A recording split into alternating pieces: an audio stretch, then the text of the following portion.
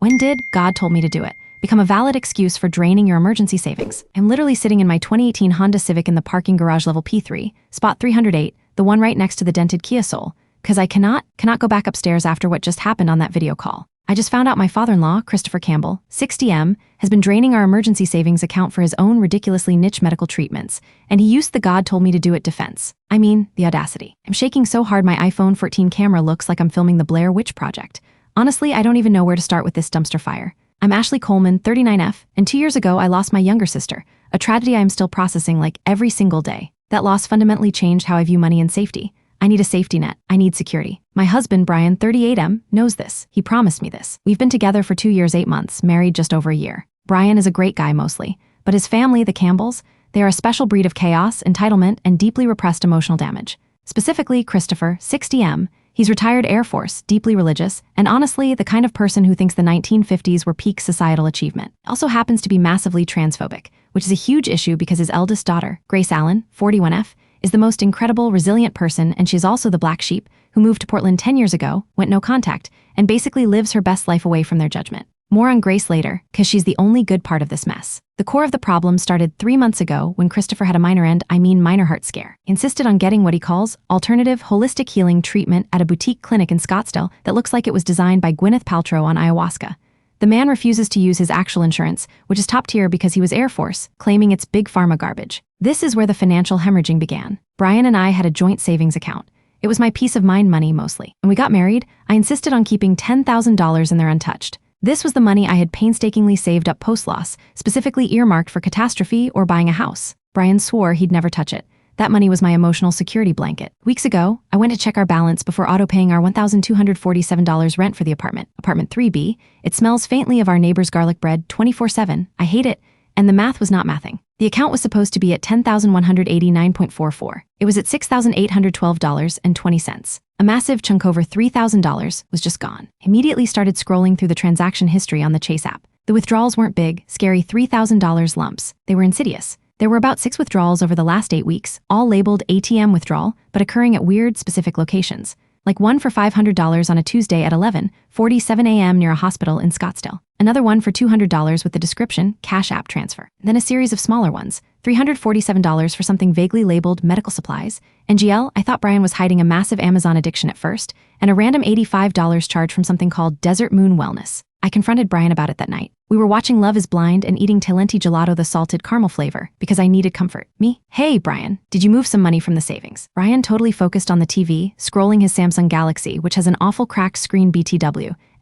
Maybe. Why? Me. My stomach dropped. I felt that familiar tight coil of anxiety in my chest. Why maybe? Where did $3,000 go? I need to know exactly. He then spent 45 minutes giving me 5 different answers. First, it was the plumber for the emergency leak, the one that cost $85, not $3,377.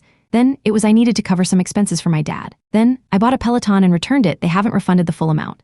I knew that was BS because the Peloton is still sitting in the corner gathering dust. I finally cracked. I was tired of the gaslighting. I pulled up the transaction list on my phone and shoved it in his face. Brian Christopher Campbell, 60M, is using our emergency money, isn't he? Brian just deflated. He went from defensive to pathetic in 60 seconds flat. Brian, Ash, look, he's having a hard time. His health is declining.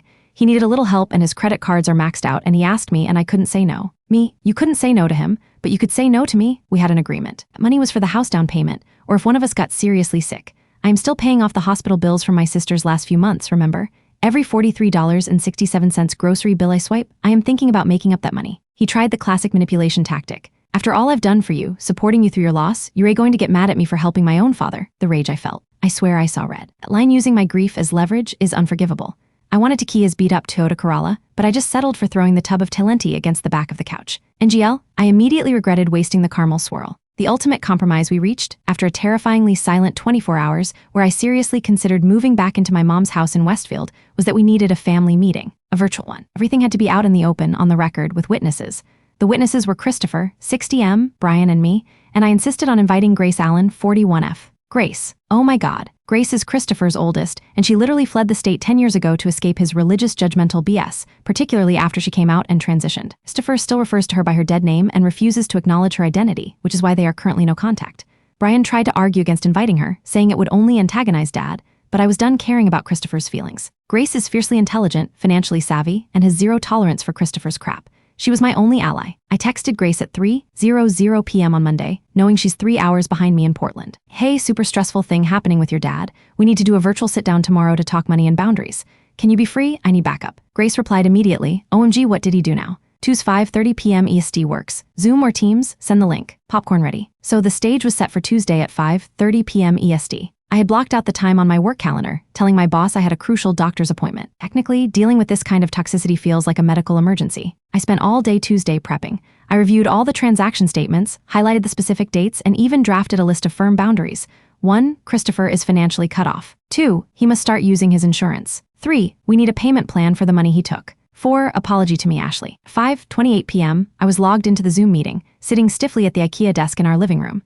My hands were shaking so badly I could barely hold the cold Starbucks coffee I'd picked up earlier. Brian logged in from his office, looking pale and nervous. Then, Christopher, 6 joined. He was wearing a beige polo shirt and looked annoyingly healthy for someone who supposedly needed expensive, life-saving alternative care. Immediately started fiddling with his microphone, his Ring doorbell notifications dinging loudly in the background. Finally, at 5:32 p.m., Grace Allen, 41F, logged on.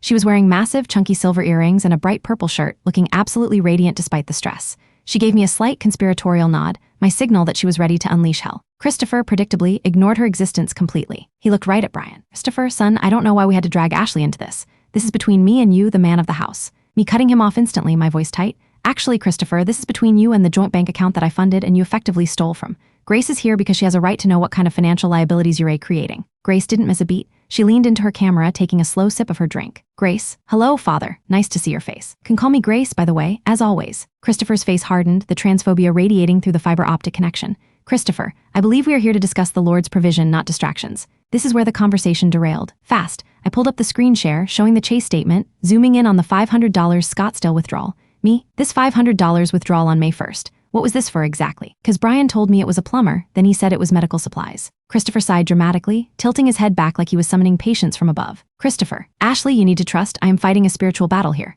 The doctors, the real healers, they require cash. They don't want the paperwork and the tyranny of government insurance.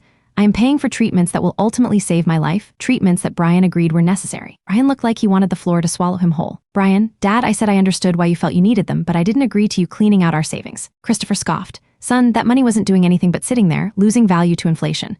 God puts resources where they're needed most. And right now, God needs me healthy so I can continue his work. Grace leaned forward, her eyes narrowing. She sounded deceptively calm. Grace, father, stop talking about God and start talking about specific medical bills. Which specific treatments were these?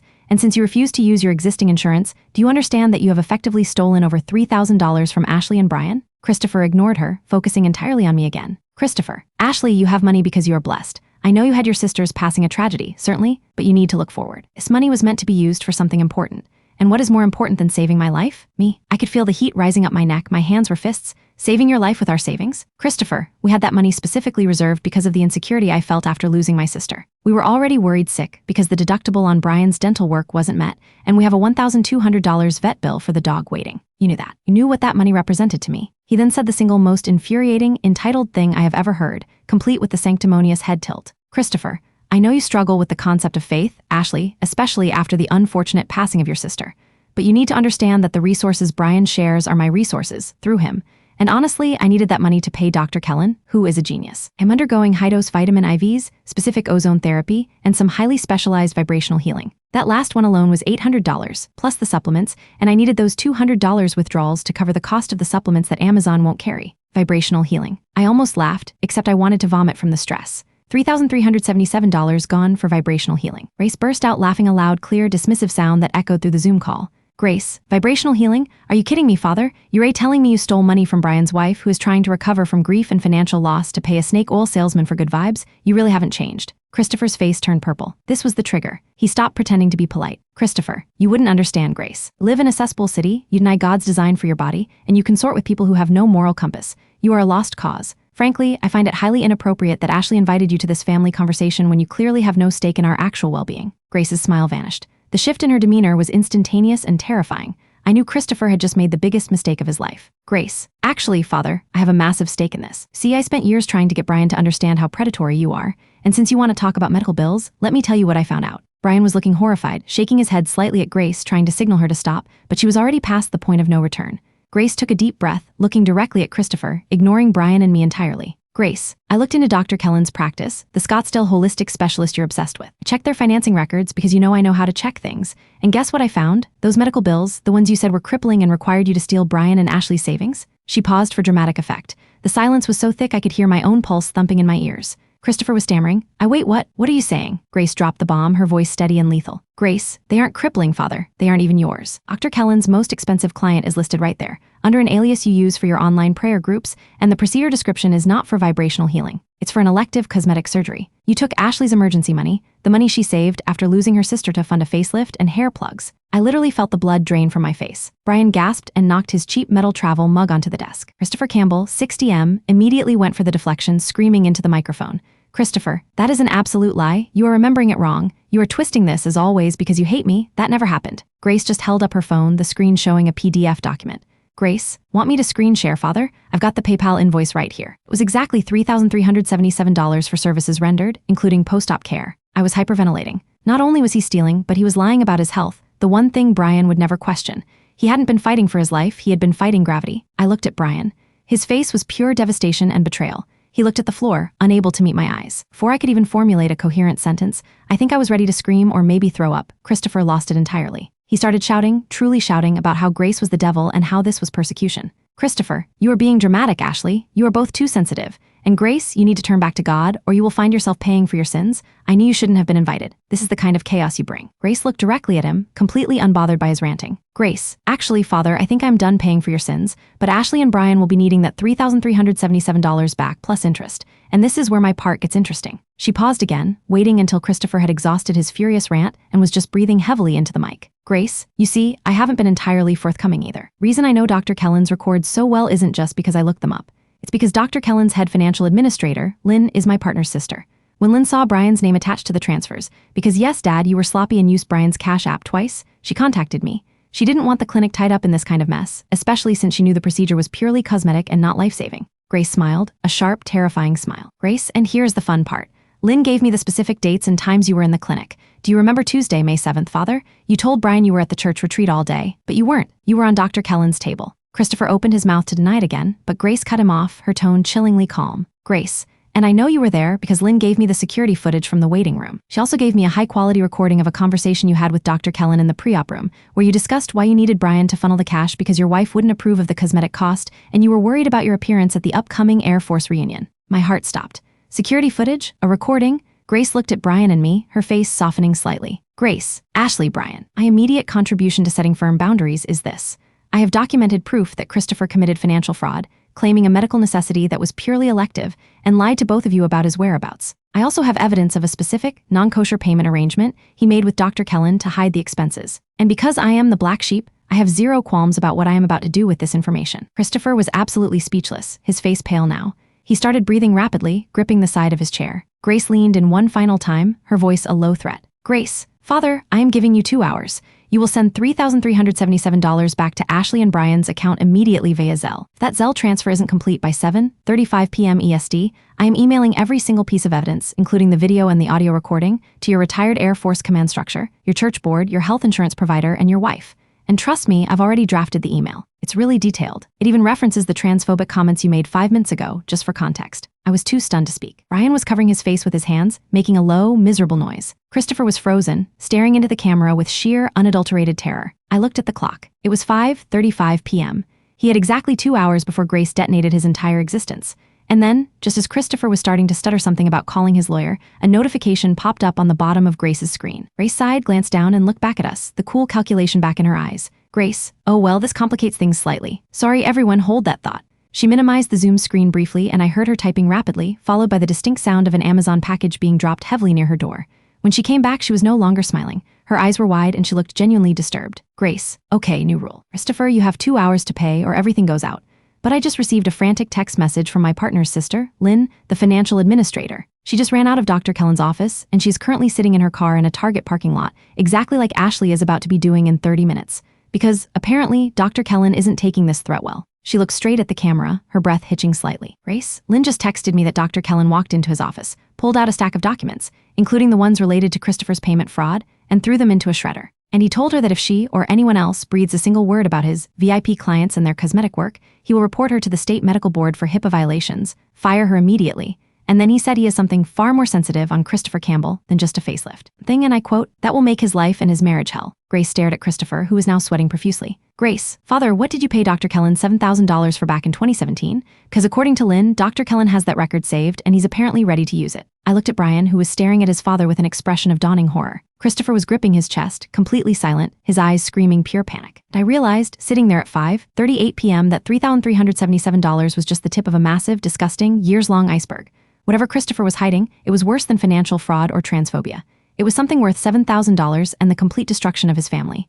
I need to know what that secret is. I need to know what he did in 2017. And I am absolutely terrified. Okay. I literally sat there at my IKEA desk, staring at Christopher's horrified face, trying to process the fact that my safety net money, the money I saved to feel secure after losing my sister, had been used for a father-in-law facelift. A facelift. And now there was a $7,000 ghost from 2017 about to destroy his life. It was 5:38 p.m. Grace had given him until 7:35 p.m. to Zelle the $3,377. Zoom meeting descended into complete silence, except for Christopher's ragged, wheezing breaths.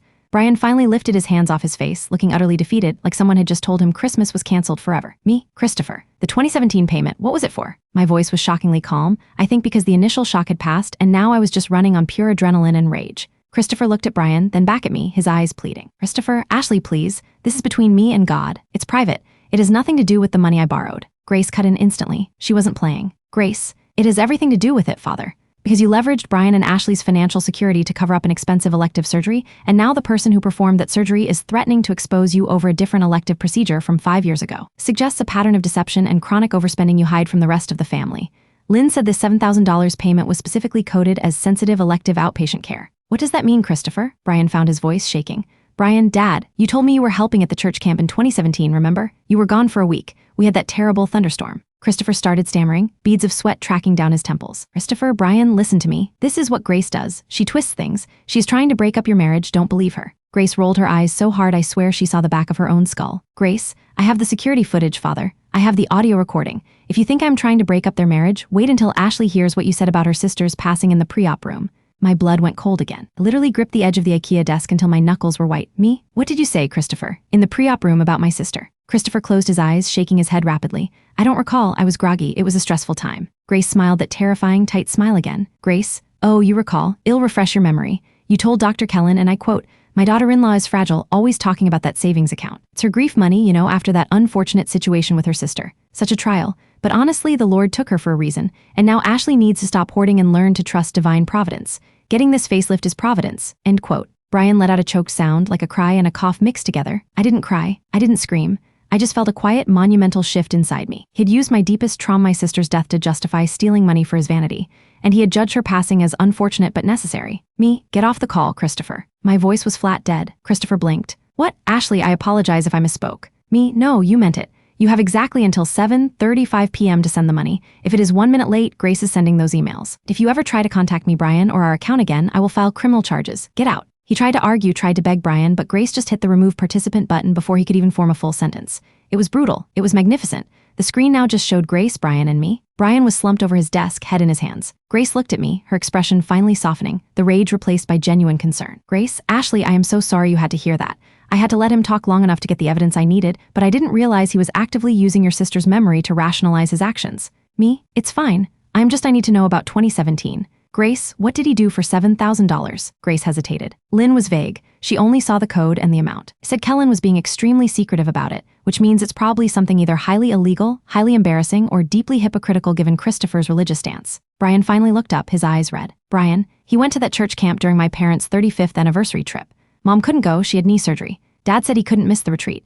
He was acting weird for weeks after, really sensitive about his clothes, constantly cleaning things." Grace leaned closer to the camera. "Brian, you need to understand that Dr. Kellen is a quack, but he is a discreet quack who specializes in things people don't want their spouses or church knowing about.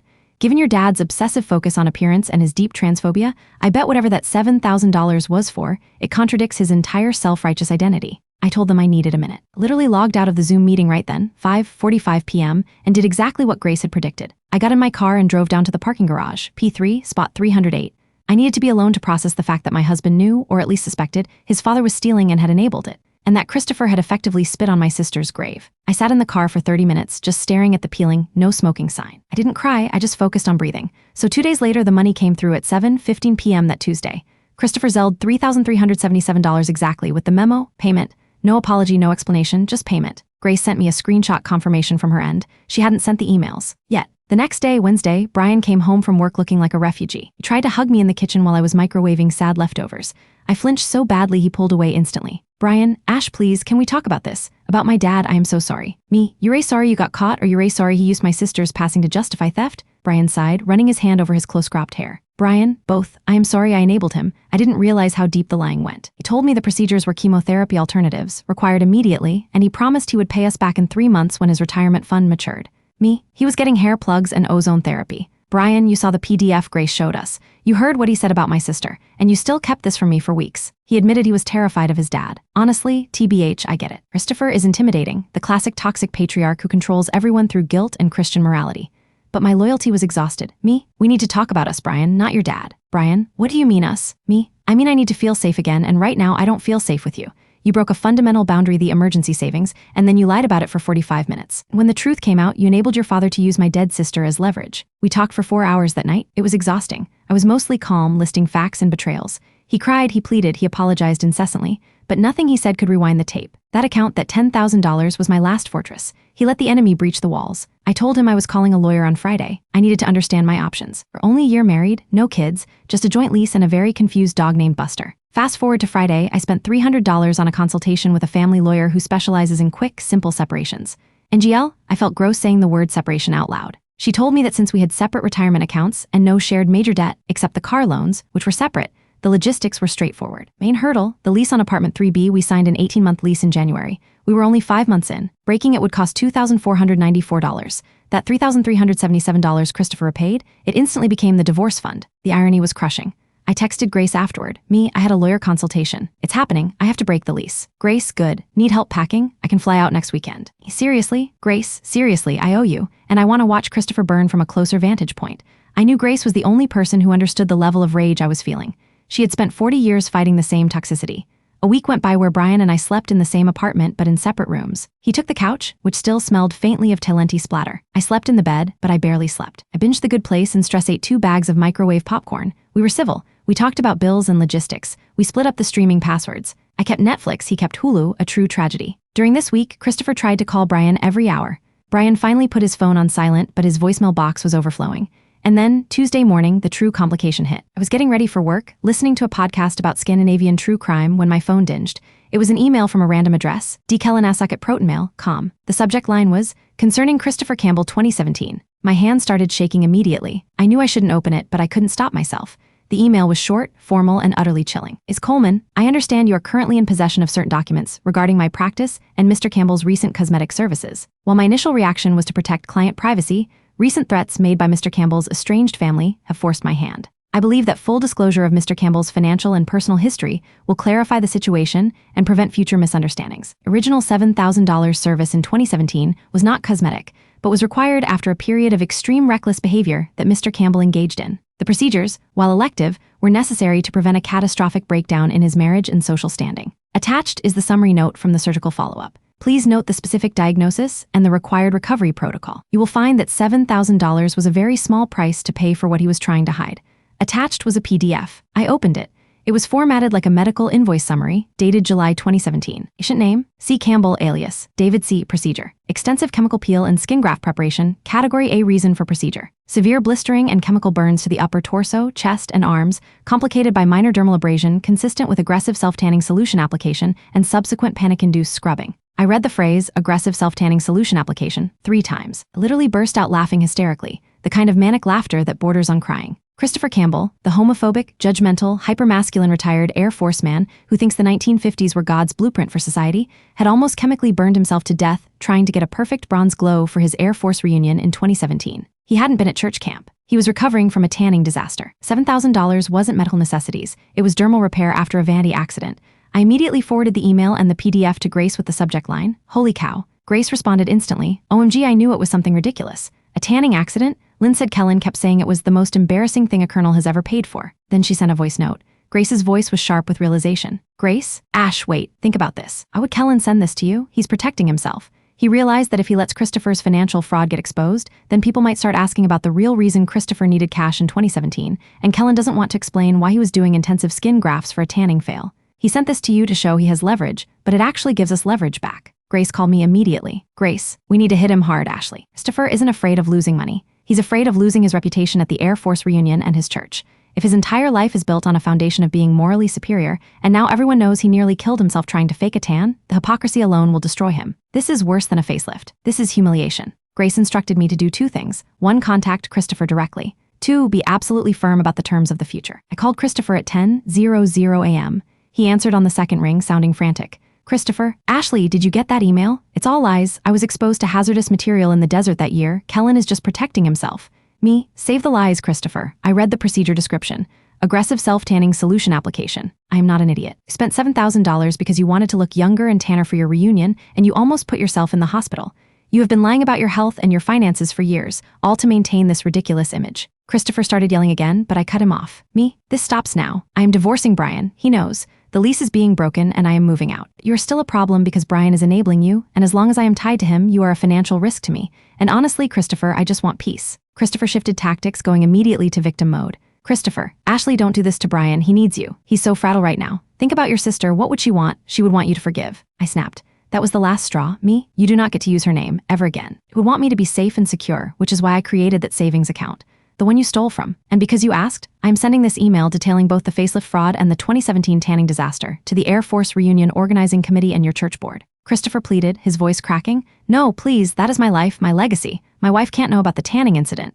Me, then you need to pay for my peace of mind. Not just the stolen money, which you repaid, but the cost of the safety you took from me. This is the resolution approach, setting firm boundaries, financially backed. I laid out the terms, dictated by me and Grace. Me, you will sign a notarized document stating that you owe Brian and me $2,494 to cover the lease termination fee. That money must be zelled to my account by 5:00 p.m. today, Wednesday, May 15th. This covers the direct cost of you destroying my financial security and forcing me to separate from your son and move out immediately. Me, second, you will formally apologize to Grace Allen for every transphobic and dismissive comment you have made to her. You will use her correct name and pronouns in writing, and you will sign the document. Grace deserves that peace after decades of abuse. Third, you will completely cease all contact with Brian regarding money or alternative medicine and start using your legitimate Air Force insurance immediately. If I find out you've tried to pull financial stunts again, Grace has a calendar reminder set to send those emails anyway. Christopher was silent for a long time. He was weighing his reputation against $2,494 and an apology to the daughter he hated. Christopher, the money and the apology to Grace, I can do that. But Ashley, this ends the conversation. We will never speak again. Me, perfect, because I don't want to. I hung up. I literally felt lightheaded. It was the hardest phone call I have ever made. Update, that afternoon by 4:50 p.m. I got the 2 Zelle notifications. One for $2,494 memo, lease fee. Other was from Brian, sending me a screenshot of a text he had received from Christopher. The text from Christopher was short but monumental. Grace, I need you to know I apologize for my behavior and for using language that disrespected your identity. I am sorry for not recognizing you sooner. Please accept my apology. I will ensure this language is corrected immediately. Christopher Campbell. It wasn't much, but for Grace, it was a massive, decades overdue validation. She texted me immediately an all-caps message. ASHLEY, I am literally shaking. He actually did it. Thank you. I felt a surge of triumph, but it was quickly dampened by the logistics of my new life. I walked straight to Brian's office that evening. He was sitting there looking depressed. Me, the lease money came through. I've already contacted the landlord. I'm moving out this weekend. Grace is helping. Brian looked up, eyes brimming. Brian, I know I deserve this. I wish things were different. I wish I hadn't been such a coward. Me too, Brian, but your loyalty to your father overrode our marriage, and then you let him weaponize my grief. I can't come back from that. I need security, and you proved you can't give it to me. We agreed on the logistics. He would keep the dog. Buster loves him more anyway, NGL. I would take the IKEA desk and my sister's old record collection. Would split the joint savings account. The remaining $10,189.44 right down the middle, minus the lease fee I already paid, making my final payout $5,094.72. Fast forward to Sunday night, I am typing this from a folding chair in my new apartment. It's tiny, a genuine shoebox studio in a building where the laundry room smells faintly of bleach and existential dread. But it's mine. First place I've lived completely on my own since college. Grace flew in Saturday morning. She arrived looking like a warrior goddess and brought 4 massive reusable shopping bags filled with expensive Portland coffee, artisanal cheese, and boxes of Talenti, salted caramel, of course. The move was quick and brutal. Brian stayed out of the way, just watching us pack. Grace was absolutely amazing. She moved heavy boxes, taped up all the mirrors, and handled the landlord handover like a pro. Only real confrontation happened when Brian's mother, Janice, showed up unannounced. She was worried about Christopher, naturally. Janice to Brian, ignoring me and Grace. Brian, what is this nonsense? Your father is so distraught. He hasn't left the bedroom since Wednesday. Did you really let Ashley leave over a few $1,000s? She needs to understand that marriage is about sacrifice. Grace, who was carrying a huge box labeled kitchen stuff fraddle, stopped right in front of Janice. Grace, Mom, if you want to talk about sacrifice, maybe we should discuss how Father sacrificed $7,000 for a fake tan, or how he sacrificed Ashley's emotional stability for a facelift. He didn't just take a few $1,000s. He destroyed her sense of safety and used her sister's death to justify it. Maybe you should be asking Brian why he protected Father instead of his own wife. Janice turned white, looking from Grace's purple shirt and silver earrings to the box Grace was holding. Janice is still completely in denial about Grace's identity, but she was so stunned by the raw aggression that she backed away instantly, muttering something about needing to call the priest. Grace watched her go, then looked at me, winked, and kept moving. That was the last I saw of the Campbell family drama for the move. The most important moment happened right before Grace left on Sunday night. We're sitting on the floor of my empty new studio, drinking cheap wine. Me? Thank you, Grace. Honestly, I wouldn't have survived this week without you. Grace, I meant what I said. I owe you. You didn't just get my money back. You gave me back my identity, even if it was forced out of him by sheer blackmail. That apology, even text message, was years in the making. And Ashley, I owe you for the future too. Me, what do you mean? Grace, you stood up to him. You didn't fold. Brian would have stayed silent forever. You made him choose and you accepted the outcome. That's true strength. And you taught Brian a lesson he needed to learn. His father is an entitled fraud, and hiding his truth only hurts the people he claims to love. Brian finally sees the full picture now. She's right. Brian is devastated, but he's dealing with the reality of his father, maybe for the first time. We are still texting civilly about the lease and the final financial split. I don't hate him, but I can't be married to him. I realize now that he was always going to prioritize managing Christopher's feelings over protecting me. Reflection and final update: it's been 3 weeks since the move. I am officially separated, with paperwork filed. I'm eating ramen every day and sleeping on an air mattress, but I'm sleeping through the night for the first time in months. $3,377 is back, and the extra $2,494 covered the moving costs and deposit on the shoebox. My safety net is small, but it's rebuilding. My therapist, yes, I finally got one, said I went through a condensed version of a 5-year toxic relationship breakup in about 10 days. I'm focusing on my sister's memory, not as a reason to hoard money out of fear, but as a reason to live intentionally and fiercely. Christopher is silent, completely, terrifyingly silent. Grace sends me weekly updates. He's using his proper insurance now, and Janice has put him on a strict budget. The rumor mill at the church is apparently thriving because he looks surprisingly well-rested and oddly smooth-skinned for a man facing terminal illness. LOL. As for the big secrets, Dr. Kellen succeeded in shredding the most crucial evidence against Christopher regarding the payment fraud, but the security footage of the facelift and the 2017 tanning email are safely backed up on 3 different cloud servers controlled by Grace. We have a pact. If Christopher ever steps out of line again, everything goes public. I'm sad about the marriage, honestly, but I am infinitely happier being alone and secure than married and constantly walking on eggshells, worried about the next lie or the next withdrawal. I learned that boundaries aren't just polite requests, they're absolute walls. If someone jumps the wall, you rebuild it bigger and higher, and you do it without them. Yesterday, I bought a ridiculously expensive houseplant, a fiddle leaf fig. I know, cliché, for my tiny windowsill. It feels like a promise to myself that I can nurture something beautiful and stable, even in a shoebox studio. I still sometimes look at my bank account and the numbers are still small, but the money is mine and only mine. That feeling of sovereignty? Priceless. Anyway, that's the update. I'm going to go unpack the books Brian returned to me in a box labeled ASHLEY stuff his fault. I wish I was kidding. We'll update if anything else insane happens, but honestly, I hope the next update is just me talking about the weather.